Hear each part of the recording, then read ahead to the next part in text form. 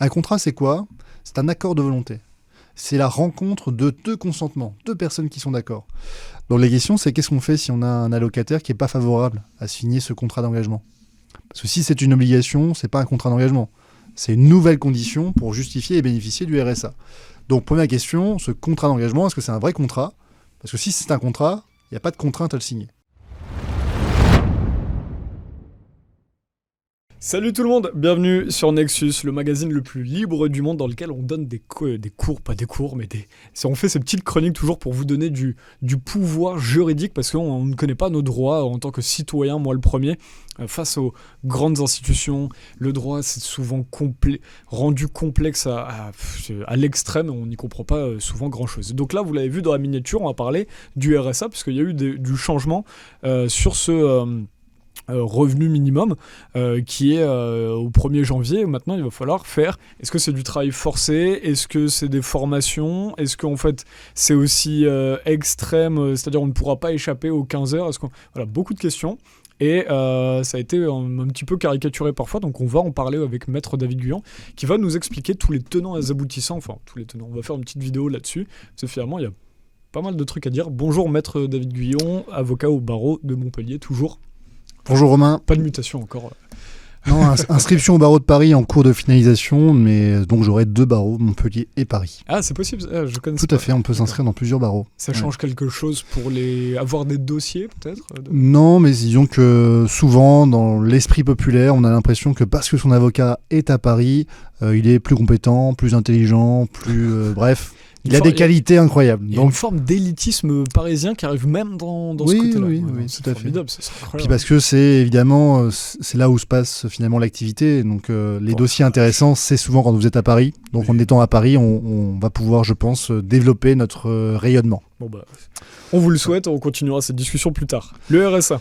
Le RSA, évolution au 1er janvier 2025. Le RSA, donc, qui faisait l'objet d'une expérimentation depuis un peu plus de 2 ans, va être étendu aux 101 départements français dans lequel on va ajouter une condition qui est de remplir l'obligation de 15 heures hebdomadaires pour pouvoir continuer à bénéficier du RSA. Alors, pour tous ceux qui n'ont pas suivi ou qui ne sont pas forcément en France, on a beaucoup de Canadiens, Belges, etc. qui n'ont pas la même loi. Donc en France, c'est le revenu de solidarité active, si je ne me trompe pas. Et voilà, c'est en gros le revenu qu'on a quand on n'est ni au chômage, ni en emploi. Donc voilà, c'est un peu un revenu de base qui est vers les 500, 600 euros. Alors j'ai regardé avant de venir lors de cette émission, on est à 670 euros au 1er janvier 2025, montant qui peut être un peu plus ou un peu moins si vous avez notamment les APL, les allocations d'aide au logement. Je sais plus exactement. Oui, c'est ça. Allocations personnalisées au logement. Ah d'accord. Voilà. Donc 670 euros, évidemment, ça ne vous permet pas de vivre dignement, mais c'est un revenu minimum dont la plupart des personnes qui en bénéficient en ont besoin. Donc on le rappelle parce que, évidemment, quand on est au RSA, très souvent, on ne l'a pas choisi. Ah oui, ça fait beaucoup de débats sur les réseaux. On rappelle, nous, pour être en contact avec des lanceurs d'alerte, il y a beaucoup de gens de lanceurs d'alerte qui se sont fait blacklister dans leurs travaux. On en a reçu sur cette chaîne et qui sont dorénavant au RSA. Donc il ne faut pas caricaturer en disant que ce ne sont que ceux qui ne veulent pas travailler. Évidemment. Après, vous avez des salauds de feignants, évidemment. Hein. Ça, vous en aurez partout. Mais ils sont souvent dans des très hauts postes politiques. On ne citera pas de nom. Mais voilà. Et qui touchent un petit peu plus que le RSA. Ils touchent beaucoup plus que le RSA. Donc arrêtons de stigmatiser. Merci. Moi, j'ai eu des membres de ma famille qui ont été au RSA. Je peux vous assurer que c'est pas du tout un choix et que vous n'avez qu'une hâte, c'est d'en sortir. Exactement. Mais évidemment, ça permet d'assurer un revenu minimum. L'objectif de cette loi, il était double. Il est premièrement d'essayer de faire des économies parce que ce sont évidemment de l'argent public qui va être distribué et on peut se poser la question de savoir s'il est mal distribué. C'est légitime, c'est un débat légitime. Et l'idée, c'est aussi d'accompagner des personnes qui étaient dans le RSA à se réinsérer professionnellement. Pourquoi pas, encore une fois, l'enfer est toujours pavé de bonnes intentions. Maintenant, ce qu'on s'aperçoit, c'est que les 15 heures de travail hebdomadaire, on peut s'interroger... Alors, c'est pas travail, hein, parce qu'il y a les projets, comment est-ce qu'on dit ? C'est 15 heures d'activité. 15 heures d'activité hebdomadaire. Moi, je l'appelle travail hebdomadaire parce que j'allais faire une transition. Il y avait la question de savoir si c'était pas du travail forcé. Okay. Voilà. Du travail forcé qui aurait pour objectif de faire du dumping social, c'est-à-dire vous auriez une masse salariale à disposition à un coût qui est inférieur au coût du marché de l'emploi, et évidemment ça permettrait de casser le marché de l'emploi. Ouais. Donc non, c'est pas du tout ça, c'est pas ce qui est prévu. Ce mécanisme de travail hebdomadaire ou d'activité hebdomadaire. Ça peut avoir les projets de création, les ateliers de création de projets, par exemple pour faire un projet d'auto-entrepreneur où il y a des formations. Effectivement, ce qu'on constate, c'est que la loi, derrière ces 15 heures d'activité, prévoit de prendre en compte une activité, par exemple, dans des associations, des activités de formation, des activités de santé également, lorsqu'on a besoin d'avoir des rendez-vous médicaux pour, justement, parce qu'on est dans une situation de santé assez fragile, ça peut rentrer en compte dans les 15 heures hebdomadaires. C'est intéressant, genre un certificat médical ou quelque chose comme ça. Oui, parce que vous avez des examens médicaux ou autres, mais en tout cas, ce qu'on doit essayer de démontrer dorénavant au conseil départemental, c'est qu'on est dans un processus de réinsertion. Par contre, non, je vous laisse continuer, pardon. Non, mais ça va faire de la paperasse de fou pour des gens qui n'ont pas toujours le temps de se taper. Voilà. Mais vous alliez y venir, pardon. J'allais y venir. Ouais, désolé. Donc l'idée, c'était de démontrer qu'on a effectivement une personne qui n'est pas en train de profiter du RSA. Et il y en a. Ça, là-dessus, encore une fois, il y en a, il n'y a pas de problème là-dessus. Donc l'idée, c'était de démontrer que vous étiez dans un processus actif et que vous souhaitiez sortir du RSA. Maintenant, il y a plusieurs problèmes sur le plan juridique qui moi, me sont posés. Premier problème, c'est que c'est un contrat d'engagement qui est conclu avec le conseil départemental. Un contrat, c'est quoi ? C'est un accord de volonté. C'est la rencontre de deux consentements, deux personnes qui sont d'accord. Donc la question, c'est qu'est-ce qu'on fait si on a un allocataire qui n'est pas favorable à signer ce contrat d'engagement ? Parce que si c'est une obligation, c'est pas un contrat d'engagement. C'est une nouvelle condition pour justifier et bénéficier du RSA. Donc première question, ce contrat d'engagement, est-ce que c'est un vrai contrat ? Parce que si c'est un contrat, il n'y a pas de contrainte à le signer. D'accord ? Donc, on doit pouvoir bénéficier et continuer à bénéficier du RSA, même sans ce contrat d'engagement. Deuxième chose, tous les bénéficiaires du RSA, dorénavant, sont inscrits automatiquement auprès de Pôle emploi, France Travail, depuis le juillet 2024. Ce qui veut dire qu'on va avoir une nouvelle catégorie de demandeurs d'emploi qui vont arriver dans la masse, déjà, des demandeurs d'emploi qui étaient gérés par France Travail. On estime que le coût du recrutement, de l'embauche et des moyens qui doivent être mis à disposition auprès de France Travail, c'est 1,2 milliard d'euros. Pour contrôler que les gens ont bien fait leurs 15 heures, c'est ça ? Pour être en capacité d'accompagner ces personnes et de pouvoir s'occuper de cette nouvelle masse de bénéficiaires du RSA. Donc quelqu'un qui va avoir quelqu'un qui va être au chômage, France Travail, qui gérait pour l'instant le chômage, devra en plus avoir de nouveaux rendez-vous, c'est-à-dire que France Travail qui est déjà débordé, les grosses structures de France Travail dans certaines grandes villes qui sont débordées parce qu'il n'y a pas assez de gens, vont devoir en plus gérer de nouveaux dossiers. Ouais. Donc ça va Ouais, c'est ça, ouais. Ouais, c'est de la surpopulation sur de la surpopulation. C'est exactement ça.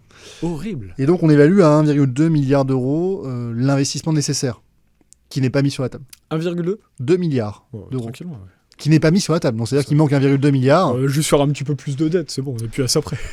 Donc en fait, ce qui remonte un petit peu du terrain, c'est qu'en fait, on va devoir délaisser un peu les demandeurs d'emploi pour se mettre davantage sur les revenus de solidarité active. Donc évidemment, si l'idée pouvait être bonne à la base, elle s'avère être en réalité catastrophique, puisque la mise en œuvre de cette solution va être en réalité théorique et illusoire. Jamais France Travail sera en mesure d'accompagner correctement tous les demandeurs d'emploi et auxquels on vient d'ajouter les bénéficiaires du revenu de solidarité active. Donc on peut vraiment se demander mais pourquoi ils ont rajouté ce truc-là qui veulent juste complexifier tout. L'idée, certainement, elle est à la fois politique et économique. Économique parce que une des sanctions aux 15 heures hebdomadaires, c'est que si vous ne les accomplissez pas, le conseil départemental peut décider de vous supprimer ou de réduire votre RSA, revenu de solidarité active. Sauf que le décret qui aurait dû suivre très rapidement, aujourd'hui, à l'heure actuelle, on est le 10... Là, on est le 10, là, au moment où on est le 10 janvier 2025, à l'heure à laquelle on est en train de tourner, n'est toujours pas sorti. Donc ça veut dire qu'il n'y a pas la sanction qui était mise en avant, qui pour l'instant est prévue. Est-ce qu'elle va sortir dans les prochaines semaines ou dans les prochains mois ? On n'en sait rien. Mais en tout cas, aujourd'hui, ces 15 heures hebdomadaires, elles ne sont pas assorties de sanctions. D'accord ? La deuxième chose, c'est que... C'est-à-dire, je ne fais pas mes 15 heures, j'ai quand même mon RSA. Oui. Aujourd'hui, il n'y a pas de sanction. Donc ça veut dire que le conseil C'est juste de la départemental... politique, quoi. Là, on est vraiment dans une mesure d'affichage. C'est une pure mesure d'affichage. La deuxième Comment chose... il peut faire ça ? Donc ça, on le voit pas, parce que quand on regarde les infos, personne ne dit ça, quoi. Parce que personne ne comprend rien, tellement d'informations à gérer. Je veux dire, même quand on est avocat, il faut lire les textes, on n'est pas au courant de tout. Contrairement à ce qu'on peut penser, mais on n'est pas au courant de tout. Donc ça, c'est la première chose, il n'y a pas la sanction annoncée. Ça vient de coûter plus d'argent, parce que dorénavant, il faut en réalité mettre plus de moyens sur France Travail. Et derrière, il n'y aura pas d'économie potentiellement réalisée, puisqu'il n'y a pas la sanction qui est prévue. Troisième chose, évidemment, dès lors que Mais par contre, les membres vont bien être embauchés à France Travail pour pouvoir recevoir ces bénéficiaires du RSA. Mais pas forcément. C'est justement, France Travail est en train de dire on va être obligé de délaisser en fait la partie des personnes qui étaient employables et qui pouvaient effectivement être en recherche d'emploi. Ces personnes-là vont être peut-être bien moins traitées que les nouveaux bénéficiaires du RSA, parce qu'aujourd'hui la priorité elle est là-dessus. Est-ce que c'est bien, est-ce que c'est pas bien ? Je n'en sais rien, mais en tout cas, c'est une réalité. Donc pour l'instant, les moyens n'ont pas suivi. Deuxième chose, les économies ne seront pas forcément réalisées puisqu'il n'y a pas la sanction de la suppression et de la réduction potentielle du RSA. Troisième chose, il y a une marge de manœuvre qui va être laissée à l'administration. Donc on imagine tous les abus. Parce que, comme dans toute application d'une loi, il peut y avoir des applications excessives. Peut-être qu'un bénéficiaire du RSA qui n'accomplirait pas les 15 heures hebdomadaires aurait des motifs très légitimes à mettre en avant pour échapper, ou en tout cas être non soumis à cette exigence supplémentaire. Et la loi le prévoit. Donc il y aura forcément des abus. Donc il y aura forcément des contentieux. Donc en fait, on va créer de nouveau du contentieux. Et je rappelle qu'un bénéficiaire du RSA a droit à l'aide juridictionnelle. C'est 600 € à peu près, en 2020-2021, c'est à peu près 600 € qui étaient accordés à l'avocat pour pouvoir contester ce type de contentieux.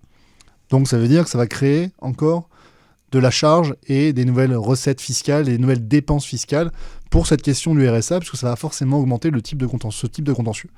Donc clairement, c'est une mesure de polichinelle qui, à mon avis, va avoir plus d'effets négatifs que d'effets positifs et qui va induire nécessairement à la fois une stigmatisation d'un certain nombre de bénéficiaires du RSA, qui va ajouter de la pression sur des bénéficiaires du RSA et qui va être source de contentieux parce qu'il y aura forcément des abus et il y aura nécessairement dans cette population des personnes qui ont des motifs légitimes de ne pas réussir à satisfaire aux 15 heures hebdomadaires et qui seront contraints demain de faire appel à un avocat pour se défendre. On est vraiment dans la politique pure où on essaie de faire plaisir à un camp politique particulier pour essayer après la dissolution de joindre les deux bouts. Donc c'est très intéressant de voir là, on est vraiment dans la politique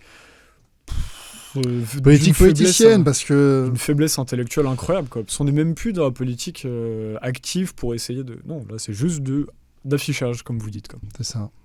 Merci d'avoir pris le temps. En tout cas, on pourrait faire plus long, mais on est un petit peu écourté par le temps, mais c'était passionnant. Vous aviez fini ? Parfait, non, j'avais conclu là-dessus. On attendra avec le temps de voir l'application de cette mesure de manière concrète. Ouais, bon, on pourra en reparler effectivement dans les prochains temps pour surveiller ça. Merci d'avoir regardé cette vidéo et n'hésitez pas à la partager sur tous vos réseaux. Ça nous aide beaucoup et le magazine est en kiosque et sur nexus.fr. Le tout dernier numéro, n'hésitez pas à aller le trouver. À bientôt et allez sur le site de Maître David Guyon, avocat. Beaucoup d'informations. À bientôt. Salut. Au revoir.